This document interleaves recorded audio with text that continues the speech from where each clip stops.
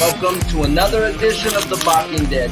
Welcome, everybody, to another episode of EPL on Class is in session, hitting the books on Pub Sports. This is another exciting edition of the main event on Talking Ant. Welcome to the good, the bad, and the money. I'm your host, Sharpie's Bets. And, of course, I've got my favorite, which should be your favorite person by now after he swept the fucking card on NFL props last weekend. Billy Briz with me, as always. How you doing today? Doing good, man. Interesting week coming up, man. Usually the time to get these props is early in the season, and weeks 3 and 4, we got a little bit of information, so let's hit the ball running. Well, do us a favor, smash the like if you haven't, hit the share, hit the retweet, and start telling people about the show. That's killing the books right now, guys. We are hitting props at an absurd rate. I know you hit that Deontay Johnson last night too, my guy. You've been hot, just more on Sunday. This shit's rolling with you. Yeah, man. Hopefully we can keep the ball rolling going into this weekend, man. I'm a little bit mad, though. Didn't cash an anytime touchdown prop and got burnt by George Pickens under 2.5, which looked like the worst bet ever. Hey, sometimes going unders can suck, bro, but Pickens making that one-handed catch, bro, come on.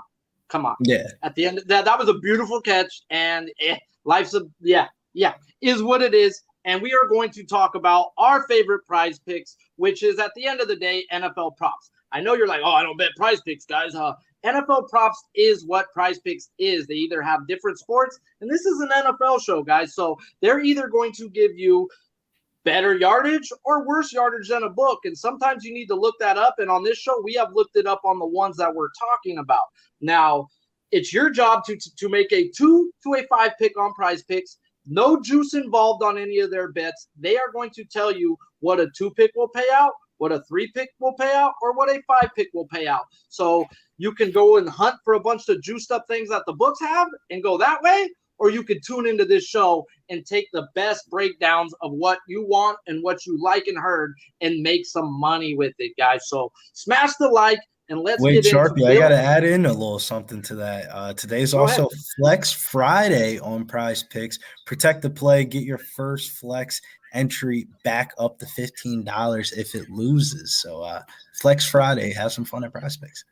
Man, I wish I wouldn't have power played our shit this week, but at the end of the day, we need to hit big. We're going for the big score. And if you don't like the score, you're probably on the wrong show, guys, because we're all about scoring. Week 3, real quick before we get into our 5 favorite prize picks and then our NFL bets, our three pick prize pick, and our ladder play of the day is this is the last week before the books catch up. What I mean by that, they're not going to overreact to week 1. They're not going to overreact to week 2. They're going to let week 3 play out before they refix all the averages, guys. So you're pretty much seeing the same lines that you've seen for the last few weeks. And this is it. This is the last fucking week of that before the books adjust, guys. So let's fucking keep this train going and let's take advantage of week 3. This should be our best weekend yet, guys. So Billy Briz, what's your first pick of the day? First pick of the day, we're going to go with the rookie wide receiver, Chris Olave, man. It feels like everyone in this rookie wide receiver class has been dominating so far pretty early. It seems like the books haven't really adjusted accordingly, like you noted on. I feel like a breakout game is coming for Olave, 334 air yards throughout the first couple of weeks of the season. In the last game, 13 targets and 8 receptions for 80 yards. This prop feels a little bit too low. I think he should cash to over 38.5 pretty easily. What juice did they have that on the books? Minus 115 over under at 40.5. So we're getting a little bit of a discount on Prize Picks. That's what I'm talking about, man. We're getting 2 yards on Prize Picks, and they're probably going to catch it up. So make sure you go out. Some of these lines are going to move after this show, guys, because people watch this show to make money, guys. So smash the like if you haven't. We got 30-something live and only 11 likes. Disrespectful. And I'm going to get into the guy for 3 weeks in a row that's going to cash us another ticket. Dallas Goedert reception yards over. And yes, Prize Picks right here is actually screwing us. So we might actually want to wait and let them come back down because 46.5 is the best line out. And Prize Picks has them at a 50.5 reception yards. I still don't think they've adjusted high enough. I think by next week we're getting a 58 plus on Goddard. And let's talk about it. Yeah, we love Goddard. The first 2 weeks, we've been on the Goddard train, and why stop? The tight end is third on the team in targets with 10, with the closest next to him being 6. And number 2, guys, in yards, with the next person next to him not even fucking close, in Devontae Smith. So what I've been preaching about all year long with Hurts is he's got 2 number 1 wide receivers. We've got A.J. Brown, Devontae Smith. How can you leave the biggest dude roaming on single coverage, guys? Because you fucking have to with this offense. So he's averaging 17.8 yards a catch. Last year it was at a 14.9. No one was near this 17.8 last year. Kyle Pitts, shout out to my guy MMA Locker Room. He on Kyle Pitts this week. But Kyle Pitts led the league last year with a 15.1 yards a catch. And I expect this 17.8 to stick with Goddard, guys. And that 46.5 out there right now, that's a beautiful line, because that's 3 catches the way this man's been going. In his very first game, he had 3 catches, 60 yards, and that was his worst fucking game. This man's hit his prop every time last year but one game that he did not see 6 targets or more. So far this year, he's hit his prop on 4 targets. He's hit his prop on 6 targets. What has been consistent with the Eagles week 1 and week 2? Dallas Goedert has been consistent with the Eagles. That's the one guy that has been super consistent, along with Sanders. So I will be on Dallas Goedert over once they drop his yards down on PrizePicks. But I like that 46.5 that the books are setting on him right now. What's your number 2, Billy Briz? Yeah, we're looking at Cordell Patterson. We both ended up being on this prop, so I'll touch a little bit on it. Seattle's run defense has looked pretty soft early this season, letting up 219 rushing yards throughout the first couple of weeks. I think if Patterson can get the same amount of snaps and usage, and their number 2 back is out, so they got the rookie running back who hasn't really he's getting some carries, but I feel like Cordell Patterson over 41.5 rushing yards seems a little bit low. I actually love Cordell Patterson. And actually it is low when I talk about him later on, which is crazy, guys, is we do all our own breakdowns. And at the very beginning of the year, Billy's like, shouldn't we talk about who we're on first? So if we're on the same people, we shouldn't talk. I said, no, we do our own fucking work. And if we end up on the same people, it means y'all should probably really bet that dude at the end of the day, because it's 2 cappers who do their own freaking work and they end up on their own plays. And out of 5 plays that we get to pick, we pick 1 that's the same. This is the first time this year that we've actually picked the same prop, and I'll talk about him when I want to talk, when it's my turn to talk about him. But my number 2 pick is David Montgomery, guys. Over 66.5 rush yards on the book. The best line out there is 67.5. So we are getting a yard better than any other book on PrizePicks. And his anytime touchdown is a plus 120 on the best line out there. Let's talk about Mr. Montgomery versus these Texans, who are 31st in total yards allowed and 30th versus the rush. I wanted both Montgomery and Herbert, but had to go with the guy I knew who was going to get at least 15 touches on the ground. But Herbert over 24.5 looks scrumptious as well. Jonathan Taylor the first week had 160 plus on the ground, and the Denver Broncos tallied over 120 plus. Give me the guy with 15 plus rushes in his first 2 games, and I think we eat by the half with these Texans, guys. So I expect a big workload for Montgomery. Don't hate his rusher receiving. It wasn't out on the time, but I will be on David Montgomery's rush yards over 66.5. Billy Briz, number 3.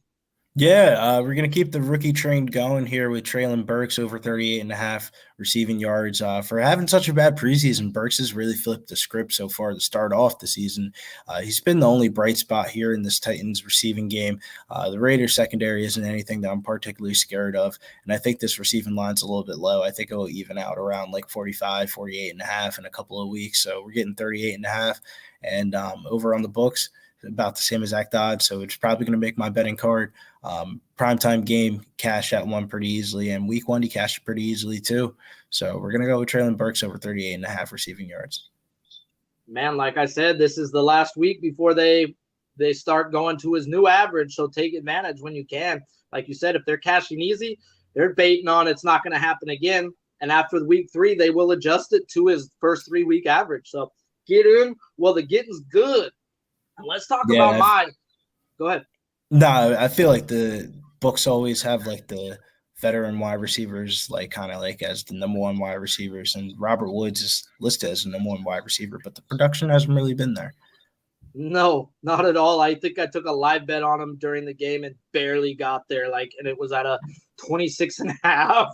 Oh God, it was and I sweated that shit, bro. I sweated it. Oh, when are they gonna turn it over to that kid Willis, bro? Because Tannehill ain't the answer, bro. Yeah, I'm with you on that one. They should just throw it over to Willis, but I mean, I guess he's not ready yet. Well, there's the answer right there, fellas. There's the answer. Well, let's talk about my number 3 guy, Lamar Jackson, over 50.5 rush yards. The best line out there right now is 51.5. So once again, we're getting a better. It's a yard better, but at the end of the day, a dirty pirate hooker is a dirty pirate hooker. It can get you guys. Let me tell you, it got me last week on this show. I bet Darren Waller is a single bet over 48.5 minus 115. I got the ticket. I don't got a bullshit. I'm not here to sell you a whoop ticket, guys. And then I bet him on PrizePicks at a 50.5, and he gets 50, and I'm the one who loses on the 3-pick power play. Oh, that one hurt, guys. So once again, I guess I should be the loser of the week from last week of the one pick on PrizePicks I give out. I get caught by the dirty pirate hooker, but it was a worse line than what the books are offering, and you need to make sure you're at least getting a better line or the same lines, guys, because yeah, PrizePicks will try to hustle you sometimes. And I'm a hustler, baby. I just want you to know. Anytime touchdown for Lamar is at a plus 165. That's the best line out there. And, yeah, let's talk about this guy. Do you not know who the Lamar Jackson is, guys? On 15 rush attempts this season, he has 136 yards, averaging 9.1 yards a carry. Last season, he had 51-plus rush yards in 9 of 11 games. That's an 81% hit rate, guys. I don't get why they dropped it to a 50.5. And what's Bill Belichick's nemesis? What's always been his problem? A mobile quarterback. If there's been one thing Bill Belichick has had a problem with in his life, it's containing a mobile quarterback. This guy's played them 2 times in his career. He's hit 51-plus yards both of those times. I am on the best rushing quarterback to ever step foot on God's green earth. Lamar Jackson, 50.5 is stupid low for a man who's been averaging 60-plus on his career. Get out of here, guys. You're giving me 10-plus yards on his career? Nah. Not today, Junior. So, Billy Briz, what's number 4? Yeah, we're looking at Hayden Hurst, over 30.5 receiving yards. While the production hasn't really been there, the snaps and the targets have been 7 targets in week 1, 8 in week 2, 5 catches in both games. Going under the radar, I think, this week in a good matchup versus the Jets. 30.5 seems a little bit too low. Okay. Well, now this is where I talk about the guy you already talked about. We're going to talk about Cordell Patterson from my getaway, guys. And once again, we do our own picks, and we both ended up on this guy's rush yards. Why? Because this is a great spot. The best line out there is 44.5. PrizePicks has him at a 41.5. I don't think that's going to be there long, and it should be gone within the next hour or two. So the ones tuning in live, go get you some Cordell Patterson over 41.5 rush yards on PrizePicks. That's better than 3 yards on any damn book out there right now. And it's probably the best matchup for any type of running back this week. And let's talk about it. His anytime touchdowns plus 135, and he gets the Seattle Seahawks. 24th in yards allowed, 25th versus the rush. And I like in baseball, if you watch my show in baseball, you know that I like to compare people to people. Well, if you could compare Cordell Patterson to any really player out there, I would say he's the B-rated version of Deebo Samuel. Well, Deebo Samuel last week on 4 carries had 50 fucking yards. Okay? Just take that into it, okay? 4 carries on 50 yards. Now let's get into Cordell Patterson, the B-rated version. But, yeah, I like B-rated sometimes. Patterson has 10-plus carries in his first 2 games, 22 for $120 in a close game, and 10 for 41 versus the Rams, where the defense controlled that game and the game script put them in a pass mode. So game scripts, period, he still had at least 10-plus strikeouts. I'm in strikeout mode. 10-plus carries, and you give me 10-plus carries versus a Falcons team? Sorry, Mills. Versus the Seattle team? Okay, not sorry. Get on the train then, Mills. he's going to destroy it is what I'm getting at. And game script's going to put it more towards that 15 because I think they have the lead or the game's close the whole game and they're not playing from behind. So give me the guy getting it, the most carries in this backfield versus this trash defense, guys. So this is a spot I've ate on in the first 2 weeks versus this defense, and I'm just going to stay on it right now. Bonus look, guys, Tyler Algier. He had 10 carries last week versus the Rams. He didn't have any the first week because Williams got hurt the very first series, and he wasn't even on the roster. So what am I getting at? His yard should be so stupid low, guys. And if they give the guy 5 damn carries versus this team, which they're going to have to do to spell Patterson, he should easily cash his props. So definitely make sure you're looking at some Tyler Algier as well, guys. It should be a super low yardage and should be an easy casher versus this team. Billy Briz, the last prize picks you're here to talk about. Yeah, man, we're going to keep the rookie wide receiver train going, man. I think this is the best one out of them all. Drake London has looked absolutely like the Falcons' alpha number 1 wide receiver. There's a connection between him and Mariota. He's the first rookie since Stephon Diggs in 2015 to have 5+ receptions and 70 yards in each of his first 2 career games. So the over 52.5 receiving yards seems a little bit too low for Drake London. It should be around like 65.5 to 70, like a regular number 1 wide receiver. I think Drake London goes over again this week against the Seahawks. Man, and it kind of correlates with what this play is right here, guys, and that's Marcus Mariota's fantasy score over 17.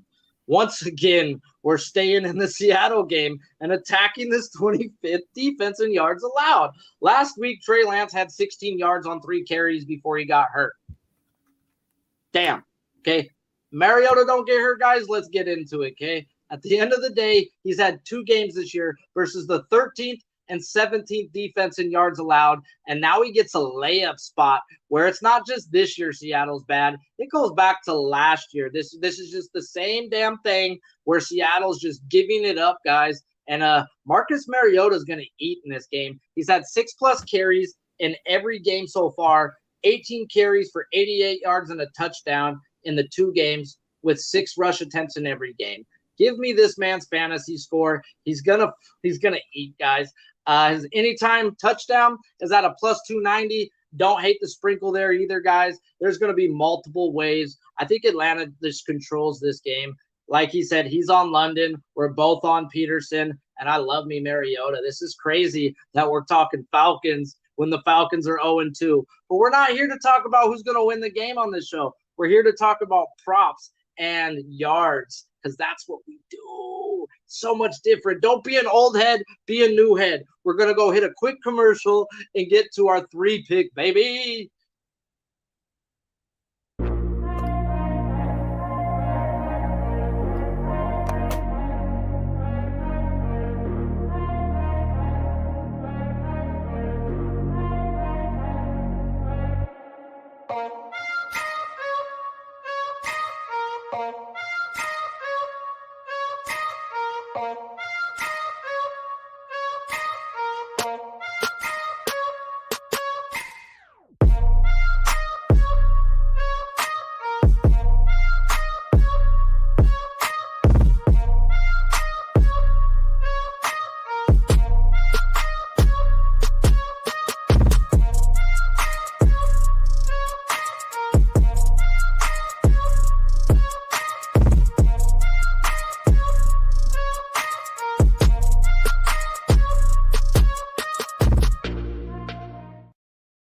Shout out to the chat. 45 live, only 24 likes. Do me a favor. It takes a half a second. Smash the like. That's all we ask.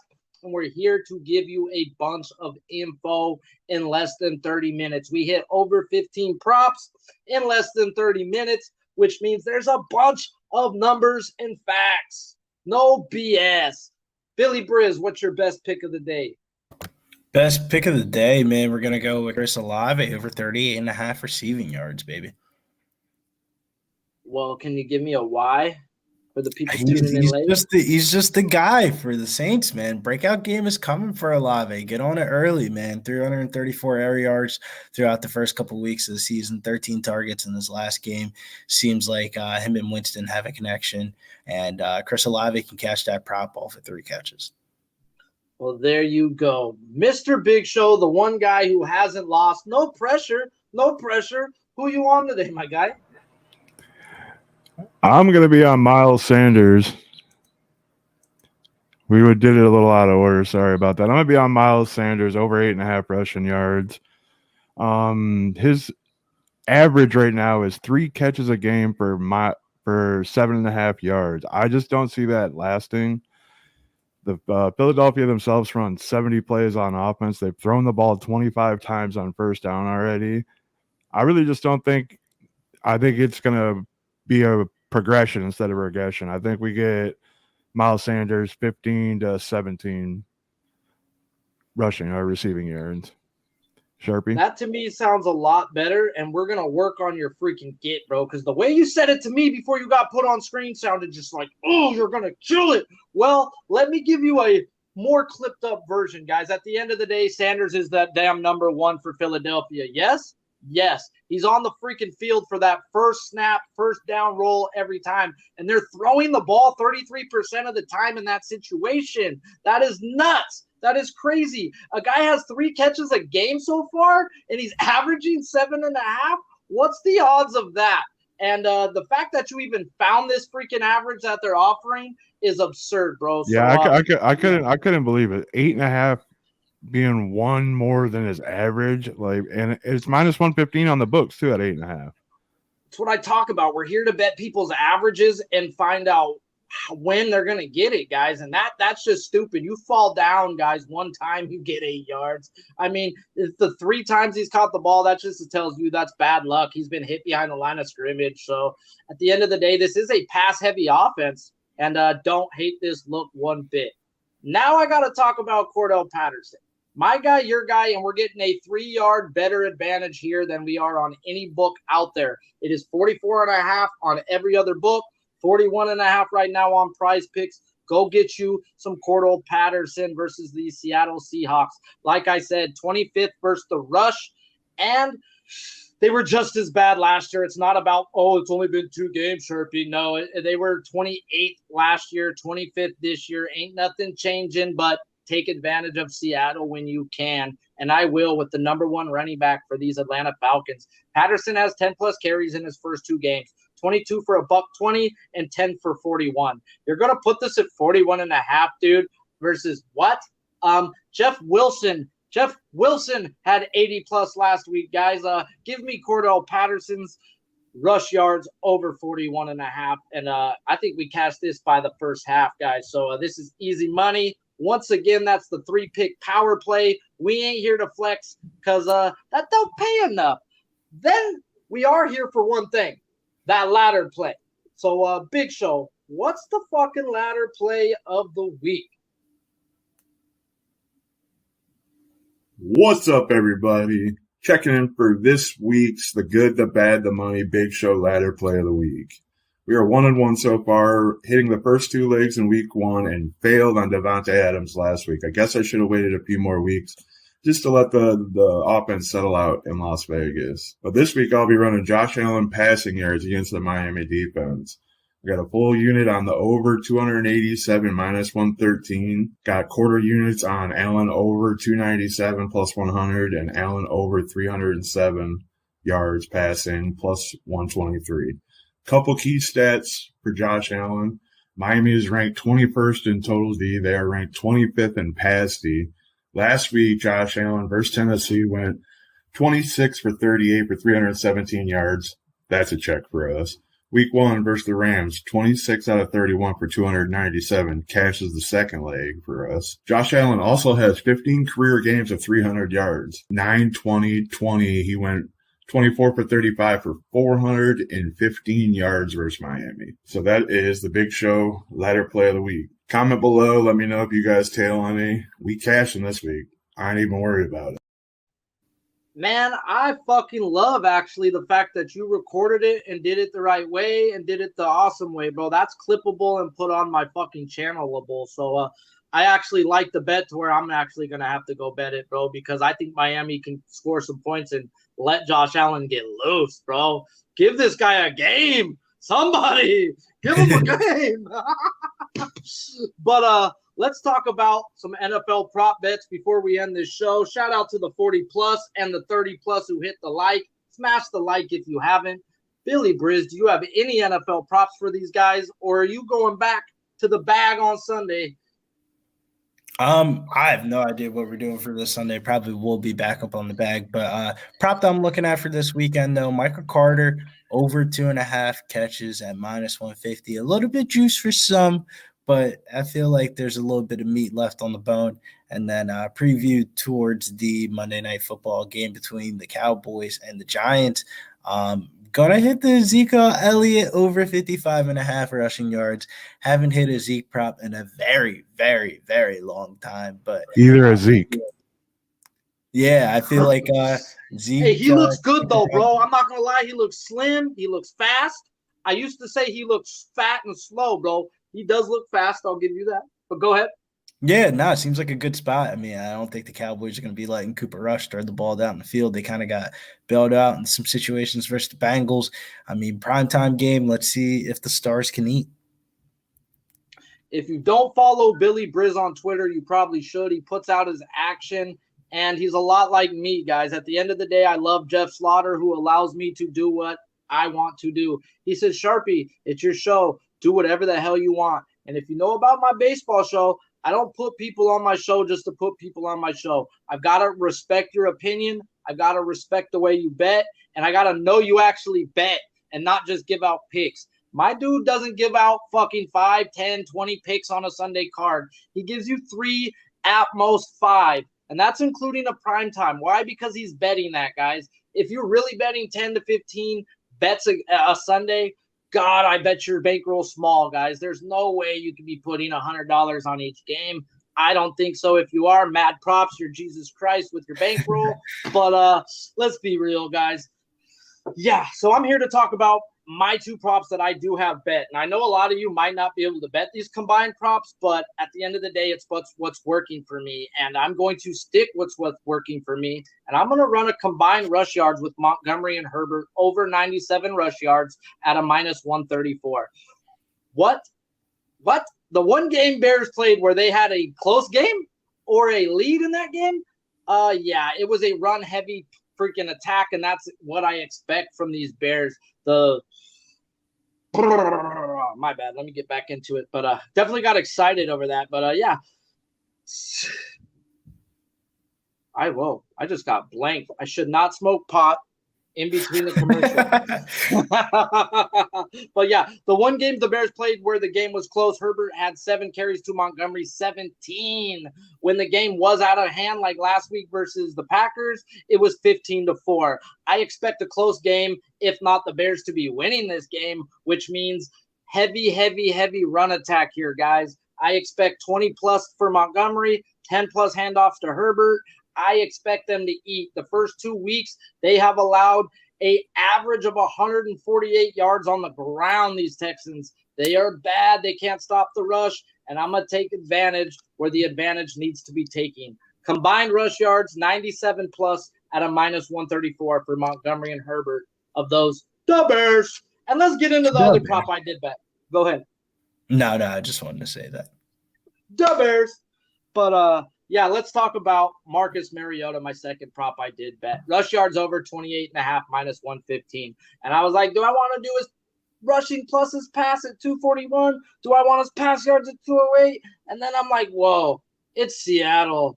Whoa, they're bad. Ooh. And, yeah, he's averaging damn near 5 yards a carry this season. He hasn't had less than 6 carries a game.